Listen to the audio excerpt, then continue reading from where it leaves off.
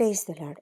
దేవుడు మనల్ని ఒక అద్భుతమైన వాగ్దానంతో ఆశీర్వదిస్తున్నాడు. ఆపత్కాలంన ఆయన తన పర్ణశాలలో నన్ను దాచును, తన గుడారపు మాటున నన్ను దాచును, ఆశ్రయదుర్గం మీద ఆయన నన్ను ఎక్కించును అని దావీదు 27వ కీర్తనలో 5వ వచనంలో అంటున్నటువంటి మాటలు ఇవి.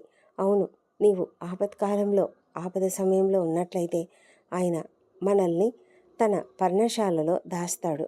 ఆయన తన పర్ణశాలలో ఏ విధంగా దాస్తాడంటే ఏ శత్రువుకు కూడా మనం కనబడం, ఏ సాతాను కూడా మనల్ని చూడలేడు.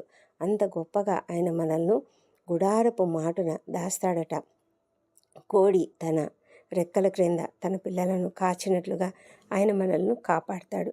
దేవుడు మనల్ని దాచిపెడితే మనము శత్రువులకు చేతికి అసలు చిక్కము కదా. కోడి ఏ విధంగా తన పిల్లలను సంరక్షించుకుంటుందో ఆ విధంగా దేవుడు కూడా మనల్ని సంరక్షిస్తాడు.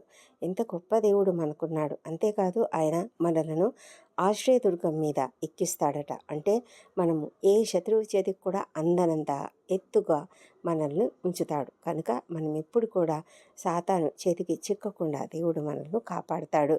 మరి దావీదు తన శత్రువులు ఎంతమంది తనను ఎదిరిస్తున్నప్పటికీ కూడా దేవునిపైన ఆధారపడి దేవునిపైన విశ్వాసం ఉంచి దేవుని సన్నిధిలో ఆ విధమైనటువంటి గొప్ప స్వాంతనను పొందుకున్నాడు. అదేవిధంగా మనం కూడా దేవుని సన్నిధిలో నిత్యం కూడా ఆయన యొక్క ఆశ్రయాన్ని మనల్ని ఆశ్రయిస్తే, ఆయన మన కొండ కోటగా మనము ఆయనను అంగీకరిస్తే ఆయన మనల్ని అదేవిధంగా కాచి రక్షించే దేవుడు అంటున్నాడు. దేవుడు ఈ యొక్క గొప్ప వాగ్దానాన్ని మనకిస్తున్నందుకు దేవునికి వందనములు చెల్లిద్దాం. దేవుడు మనల్ని కాచి రక్షించునుగాక. God bless you.